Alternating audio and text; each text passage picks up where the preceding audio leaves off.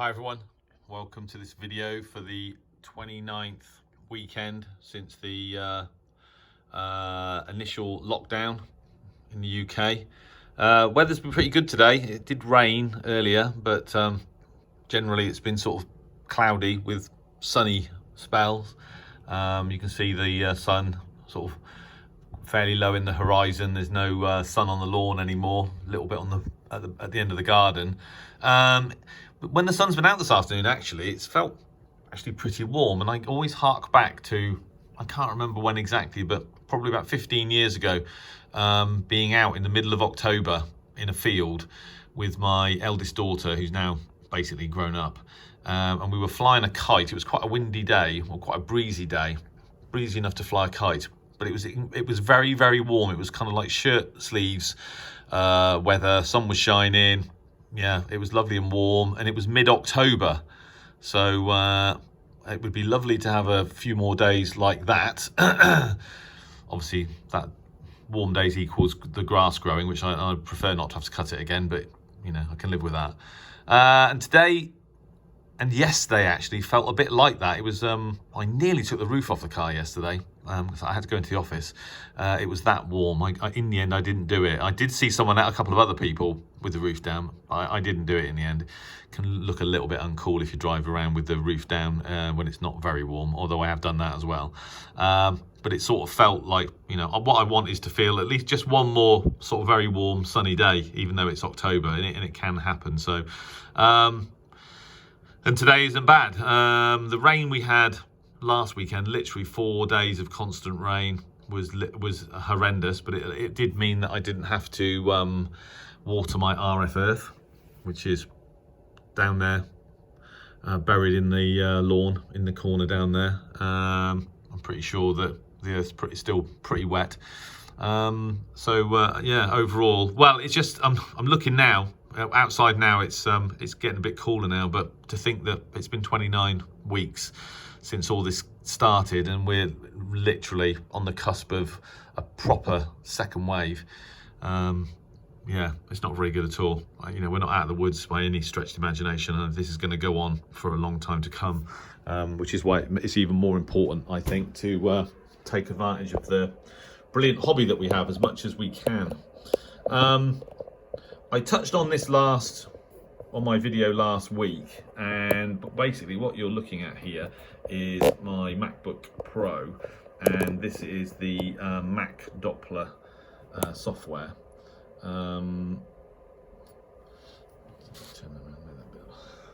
Whoa, excuse me, my Gorilla, sorry, not my Gorilla Pod or whatever they're called, my cheap imitation Gorilla Pod isn't behaving itself. There you go. Yeah, so I mentioned last weekend that one of the things I was going to do was get the cat working between Mac Doppler and my radio, and you guys now know that that's to be the case because I've already uploaded one video, a copy of a Italian ham operator in Bologna, copied it very clearly, although briefly, on their 70 SEMS repeater, which is 437.800. And this software is brilliant because it obviously tracks the satellite. At the moment, I'm tracking the ISS, and it's out there in the South Pacific, but it's going to pass over Europe in about 35 minutes. But the maximum elevation here in the UK is going to be about 15 degrees. So that isn't to say that we can't hear anything, but it's not one of the better passes.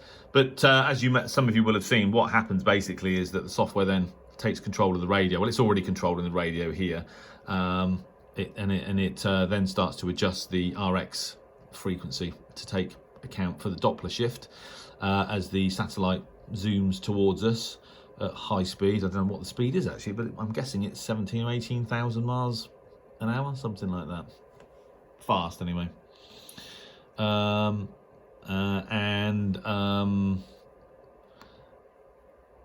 still running the demo version of this because I wasn't going to pay, I think it's $90 or $95 until it was actually properly working, which it is now. And yeah, and so then the radio then is always on the right frequency, taking into account Doppler shift, which means that you know, if a signal can be heard, you're going to hear it on the right frequency. And so this weekend I'm going to I've been playing around with this, and I have actually copied other signals on other birds, as these satellites are quite often known by, but nothing really, mostly fleetingly, nothing really that I would consider good enough to warrant putting on YouTube. So I'm going to carry on playing with this bit of software until I sort of hear something proper, and then I'll upload another video. But I've got to say, it's quite expensive. I mean, you can use it. I think it has you can use it for a maximum of 15 minutes, then it kind of like times out, stops working, which is a pain. But like I said, to buy a license is about, I think it's $90, $90, $95, something like that, which is quite a lot. And I don't know how much I would use it in the future, but at the moment it's maintaining my interest. I know nothing at all about satellite comms. I've never worked anybody via satellite until I got this software, which was recommended to me by a couple of my friends, M0KP and M0UHF. I never even received a signal from a satellite, so it was a bit of a thrill, actually. Well, actually, I'd copied the ISS via a handheld, but that's the only thing I'd done. Nothing as sophisticated as what we're doing now, and it is quite interesting. But you know, how long it'll keep my interest for, I'm not quite sure. Certainly, I'm going to carry on until I've recorded some more signals, hopefully from some other satellites, and uploaded them onto the channel so you guys can appreciate them as well. It's just incredible, really, when you think about it. You know, here I am, you know, I'm not a professional, just an amateur, got a piece of software in a computer that's tracking a satellite to within, you know, to a very high precision. It's controlling my receiver, you know, and I'm sat here listening to signals coming from up above. Yeah, just amazing, really, to think that you can do this with just kit that you can buy over the counter effectively, you know. Yeah, amazing. So that's something I'm going to be doing, Mac Doppler. There isn't a PC version, which is a bit of a pain, but because I've got more PCs and I've only got one Mac, and it's all the usual things. So I had to download the driver for the Yaesu, Silicon Labs USB to UART driver, all the usual stuff, the stuff you have to do if you're, you know, I didn't have to do it with the virtual audio cable thing, but you know, but all the kind of problems that you have to solve when you're installing WSJTX, for example, for FT8, it's the same with this software. But once you've done it before, it's pretty straightforward. The cat didn't work initially, actually. It was I had the baud rate set incorrectly. I had it set way too low. As soon as I reset it to the correct level, it started working immediately. So yeah, just interesting to be able to do this kind of stuff. So that's Mac Doppler. The other thing that I've been doing more this last week is I've been working 80 meters, and here we are.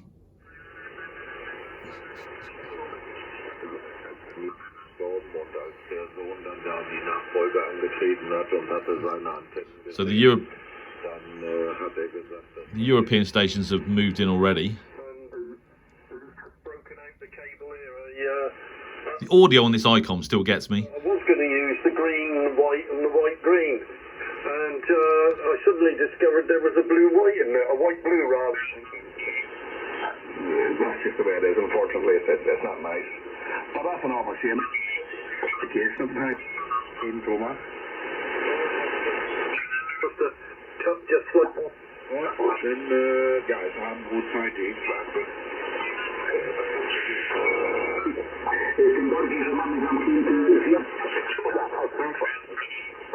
Hermes board. Just brilliant audio. So there's a computer that connects to the radio that runs the actual signal processing system.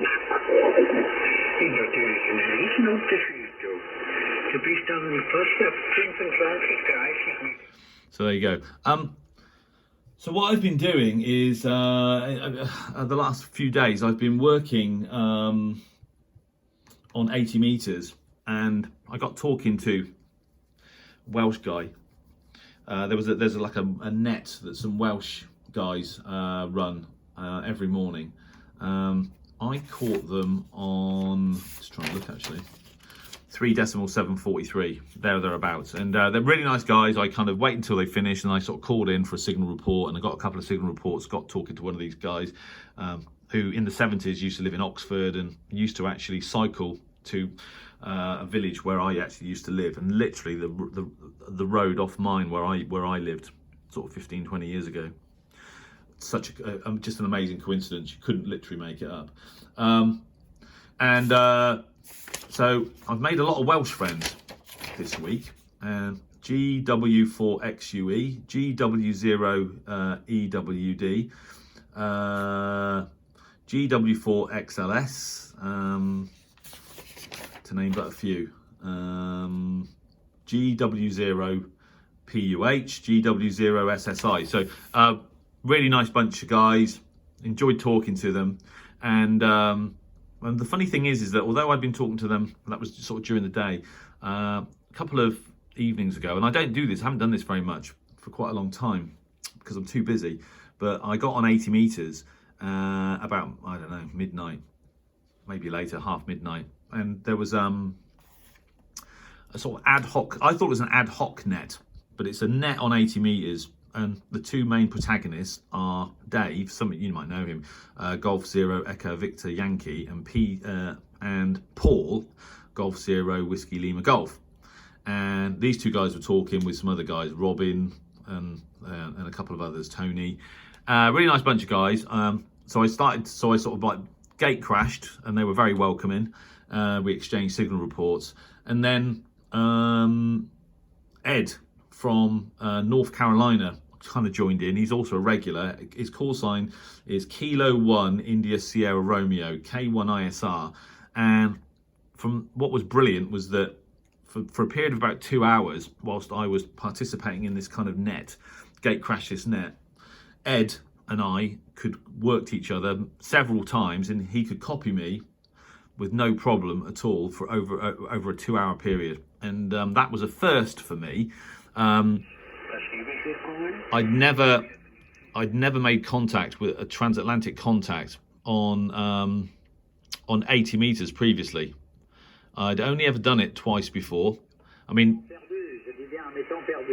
I say that I've not really tried, but last year I made contact with a ham operator in West Virginia. I think that was on 20 meters, and somewhere later, a couple of months later, I made contact with another operator in Canada, and I think that was also on 20 meters. But I don't really sit around trying to sort of like work DX. In fact, I don't actually work the HF bands very much at all, and particularly, or even though the last sort of few months I've had plenty of opportunity because I'm basically using all my free time to study for my exam. And if I spend time on the radio, I just sort of either before work or after work, or to me it just makes me feel a bit guilty because I just feel that I should spend any free time I've got outside of work and the kids and stuff actually studying to make sure that when I take the exam, which I'm trying to do for the full license before Christmas, I should be doing that. But I'm never going to be studying at midnight. I'm too tired. But so that was really good. So I worked K1 ISR, and then there was also another guy who was on Whiskey 1 Quebec Sierra, and that was a bit less clear cut. I was copying him, and I think he reported me as 4 and 8, but I don't want to make that a definite. Ed, K1 ISR, really nice guy. We had a long chat, many overs, and he could hear me perfectly well. And what was interesting was that when propagation changed, the band changed conditions, the guys in the UK actually stopped being able to hear me, but Ed could hear me perfectly well. So I don't know whether it's not a power issue, whether it's propagation change and my particular radiation angle on this antenna that wasn't then suitable for these guys in the UK to hear me or not, I don't know. But for about the last 20 minutes, nobody in the UK could hear me, but Ed in North Carolina was still copying me perfectly well. So, and that was really good. So, so I'm going to carry on. So this weekend, I'm going to do the same thing. Obviously, we've got the Harwell Sked this weekend, tonight at 8:30. Anyone interested in listening, it's 1.846 to start with on top band, and then we QSY to 3.710 about sort of 9 o'clock, 2100 hours UK time. And I'm actually going to try this weekend and obtain some more DX on 80 meters. It's quite interesting, actually. It can be quite difficult because DX on 20 meters or 40 meters can be sort of hard to come by because, a lot of the transatlantic stations basically, all they do is cause a pile up. And, with me running 50 watts, that's certainly enough power to be heard, but, it just makes my life more difficult. On 80 meters, there's less of an emphasis on working DX. And so if you just have a tune around and listen to these guys chatting, quite frequently they'll be chatting and they'll just put a call out any DX, inviting somebody from, another continent to join a chat, basically. So they end up sort of chatting rather than just a kind of mad rush to collect a call sign. So and obviously, I suppose you could argue that there's more of a challenge working DX on 80 meters than there is on 20 and 40. So I was really pleased to have worked K1 ISR, and this weekend I'm going to try and work some more DX on 80 meters. The other thing is the Yaesu FT817, which I hope you can still hear me. I'm just switching my computer back on.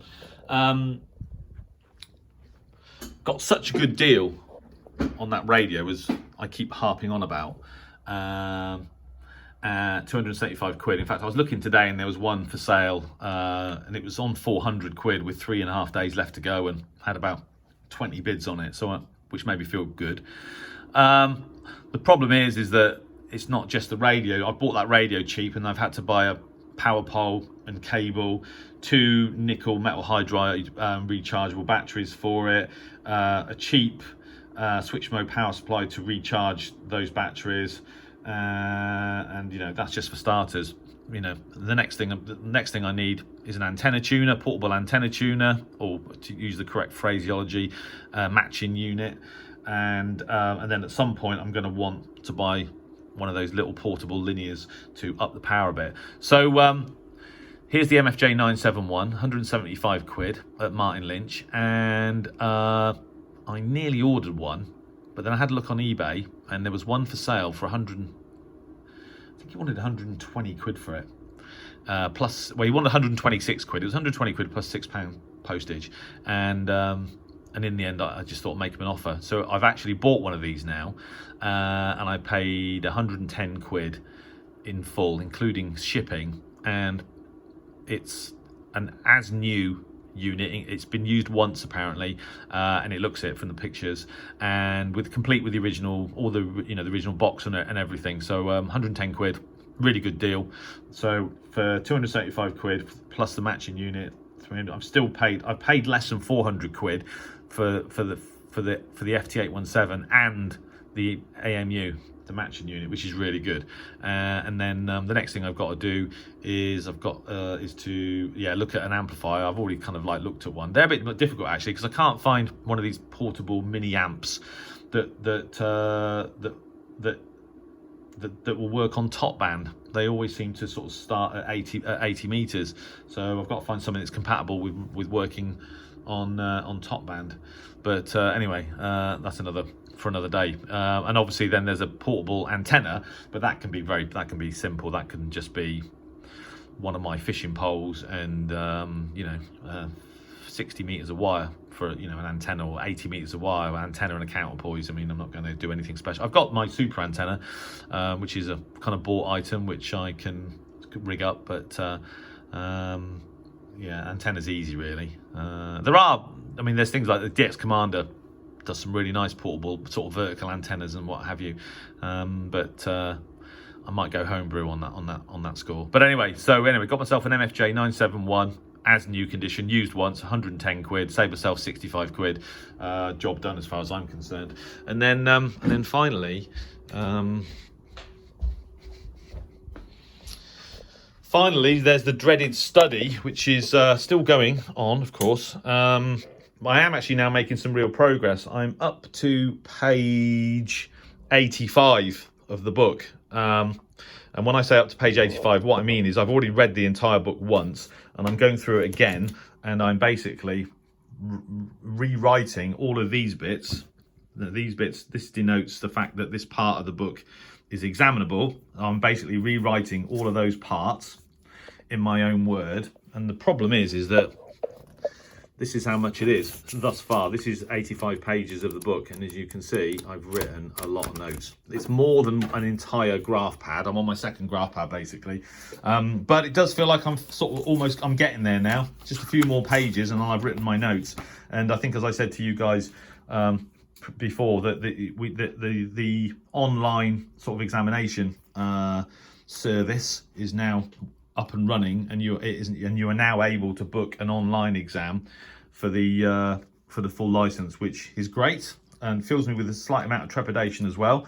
But at the end of the day, I just want to be able to get this done and dusted as quickly as possible. I'm not going to rush, and I haven't booked an exam yet. I wanted to finish this because the amount of time I get to do this depends on, whether I'm working late or not, the kids, etc. But it does feel like I am actually getting there now, and certainly once I've finished these notes, the pressure will be off from that point of view. Then it's basically getting into kind of like revision mode, and getting it all done. So so if that feels good, I'm hoping in the next few days I can have completed my notes, and then all I've got to do is basically learn my notes, and with that in mind, I should hopefully be set up well for taking the test. So there you go. So that's it basically. That's another week in the shack. Sun's definitely dropping now, and it won't be long before we've got the sked, but always something to do. The situation, this whole corona thing, it's just a complete disaster, and it just feels like it's going on forever. But I want everybody to keep safe, do the right thing, stay at home if necessary. If you're a radio ham or a shortwave listener or whatever, a DXer, there's just so many things that you can do at home. Keep yourself busy, keep yourself occupied. Try to avoid the temptation of sort of going out and not socially distancing, and not, I keep forgetting my face mask, and it does my head in having to go into shops wearing a face mask. But you just got to do it. Go to the shop, buy enough food to keep you going for a few days, stay at home and listen to the radio. I think that's good advice. Anyway, everybody, I wish you all a fantastic weekend. Keep safe, listen to the radio. Let me know how you're getting on via the Oxford Shortwave log comments, and I'll no doubt be sort of talking to some of you early next week when I get around to answering some of you on the website. So have a great weekend. I wish you all very good DX. Keep safe. 7-3, and thanks for watching.